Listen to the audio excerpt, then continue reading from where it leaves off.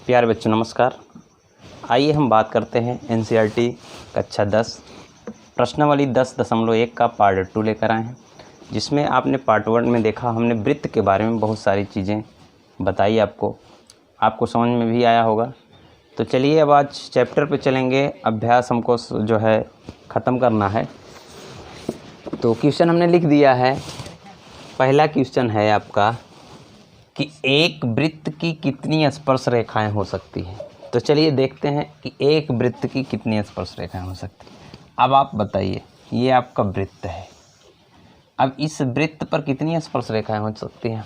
यहाँ से अगर हम एक रेखा खींचे तो हर बिंदुओं को टच करती हुई एक ना एक स्पर्श रेखा बनती चली जाएगी। यानी कहा जाए तो हम इसका उत्तर क्या लिख सकते हैं कि एक वृत्त पर अनंत स्पर्श रेखाएं हो सकती हैं।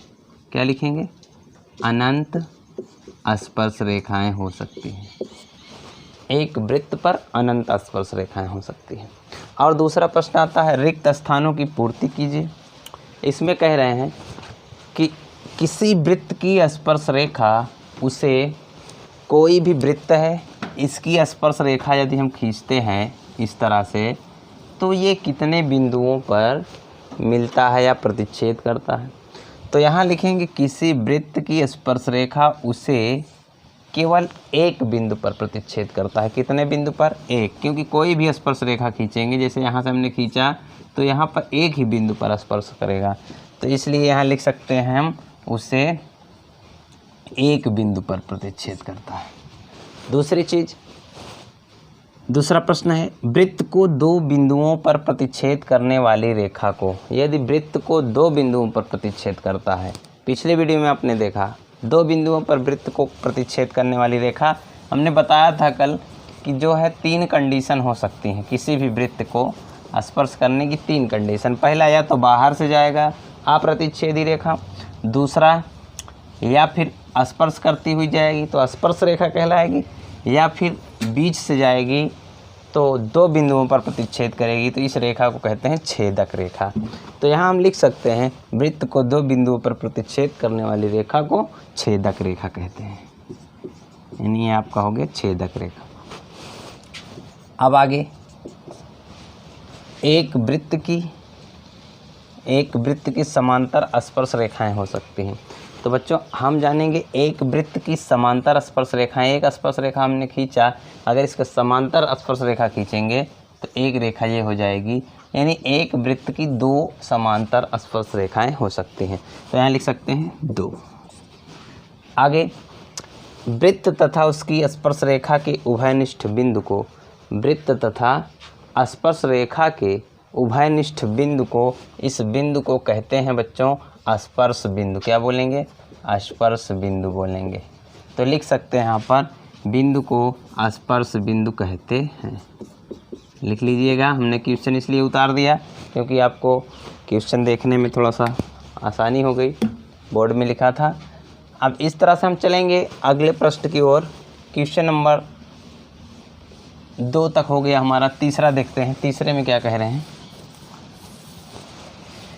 तीसरा प्रश्न है, देखेंगे 5 सेमी त्रिज्या वाले एक वृत्त के 5 सेमी त्रिज्या वाले, चलिए हम 5 सेमी त्रिज्या का एक वृत्त बनाएंगे। आपके पास प्रकार होगा, प्रकार से 5 सेमी त्रिज्या लीजिए और 5 सेमी त्रिज्या का एक इस तरह से वृत्त बनाइए। उसकी त्रिज्या कितनी होनी चाहिए बच्चों? 5 सेमी। इस तरह से ये त्रिज्या हर जगह आप मापेंगे। केंद्र से परिधि तक पहुंचने वाली दूरी त्रिज्या कहलाती है। तो 5 सेमी त्रिज्या हो गई। इसका हमने एक वृत्त बना लिया। फिर उसके बाद 5 सेमी त्रिज्या वाले एक वृत्त के बिंदु P पर स्पर्श रेखा, P पर स्पर्श रेखा क्या है? PQ है। क्या है? PQ। तो यहाँ लिखेंगे P पर स्पर्श रेखा क्या हो गई? PQ हो गई। रेखा PQ केंद्र O से जाने वाली, कहाँ से? O को क्या माना गया? केंद्र। केंद्र O से जाने वाली रेखा बिंदु क्यू पर इस प्रकार मिलती है, ये रेखा क्यू पर इस प्रकार मिलती है, तो क्यू पे मिला दिया हमने, इस प्रकार मिलती है कि ओ क्यू बराबर 12 सेमी, यानी ओ क्यू बराबर 12 सेमी, यहाँ लिख सकते हैं ओ क्यू बराबर कितना है 12 सेमी। और पी क्यू की लंबाई बताना है आपको, पी क्यू की लंबाई बताना है। तो यहाँ हम क्वेश्चन नंबर 3 लिखते हैं। आपको ये पता है कि ओ पी बराबर 5 सेमी दिया है और ओ क्यू बराबर 12 सेमी है। कल आपको एक परिमेय बताया गया कि इस स्पर्श रेखा पर केंद्र से डाला गया लंब क्या करता है, उस रेखा पर लंब होता है। यहाँ पर स्पर्श रेखा पर अगर केंद्र से हम एक माप की लंब डालेंगे तो वो हमेशा 90 डिग्री का होगा। जब 90 डिग्री का हो गया यानी ये बन गया त्रिभुज पी क्यू आर या ओ पी क्यू। तो त्रिभुज पी क्यू आर से देखेंगे, यहाँ लिख सकते हैं समकोण त्रिभुज पी क्यू आर से। जब समकोण त्रिभुज होता है तो हम सीधा सीधा इसका निकाल सकते हैं पाइथागोरस परिमेय से। क्या निकालेंगे, पाइथागोरस परिमेय लगाएंगे। क्या होता है, कर्ण का वर्ग दो भुजाओं के वर्ग के योग के बराबर होता है। तो यानी हो जाएगा ओ क्यू का स्क्वायर बराबर ओ पी का स्क्वायर प्लस पी क्यू का स्क्वायर। ये आपका पाइथागोरस परिमेय से फार्मूला हो गया, लिख सकते हैं पाइथागोरस परिमेय से। ओ क्यू कितना है बच्चों, ओ क्यू हम लिख देते हैं 12 सेमी, तो 12 का स्क्वायर। ओ पी कितना है, ओ पी लिखेंगे 5 सेमी। और पी क्यू हमको ज्ञात करना है, इसलिए पी क्यू पे क्वेश्चन मार्क लगाए। पी क्यू हमको पता नहीं है, तो चलिए इसका करेंगे 12 बराबर में 144 और 5 पचम 25।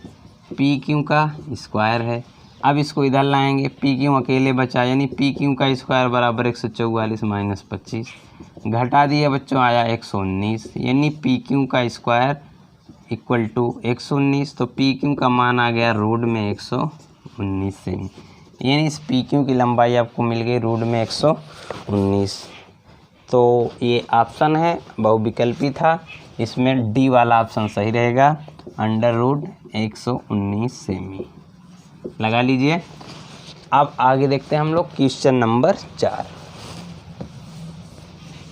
क्वेश्चन नंबर 4 में बताया जा रहा है कि एक वृत्त खींचिए। क्या करना है, एक वृत्त खींचिए।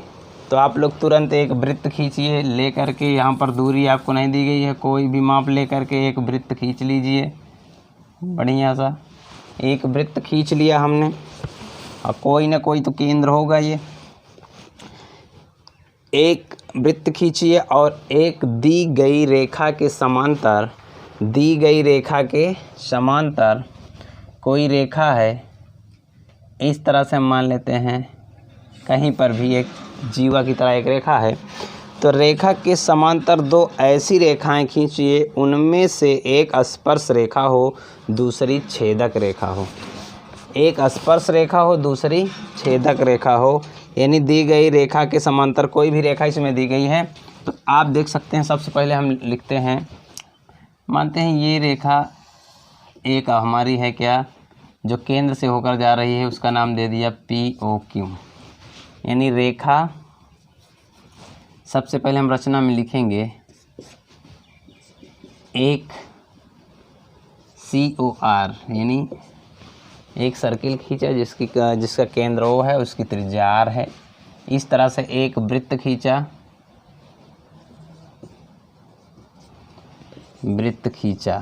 एक हमने वृत्त खींच लिया। अब इस वृत्त के समांतर आपको दो रेखाएं ऐसी खींचनी है कि उनमें से एक स्पर्श रेखा हो, दूसरी छेदक रेखा हो। तो अगली स्पर्श रेखा हमने, अगली छेदक रेखा ये पहले से खींच रखी है, इसको लिख सकते हैं, मान लीजिए एल खींचा, और एक छेदक रेखा यल खींचा। अब ये इसके समांतर ही है। अब इसी के समांतर हमको एक और रेखा खींचनी है जो स्पर्श हो, तो स्पर्श रेखा इसी के नीचे खींच सकते हैं या फिर इसके ऊपर खींच दीजिए जो स्पर्श करती हुई जाए। इसका नाम हम दे देते हैं एम।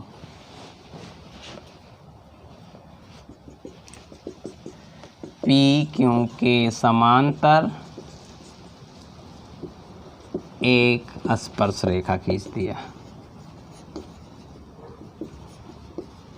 इस तरह से 2 पॉइंट में इस रचना को लिख सकते हैं। आप देख रहे हैं बहुत ही आसान था ये चैप्टर, बहुत कम सवालें थी, 4 ही सवाल में आपका चैप्टर समाप्त हुआ। चलिए अगले चैप्टर में हम सवाल लेकर आएंगे। तब तक के लिए आप वीडियो को देखते रहिए, अच्छा लगे तो शेयर और कमेंट करिए। तब तक के लिए नमस्कार।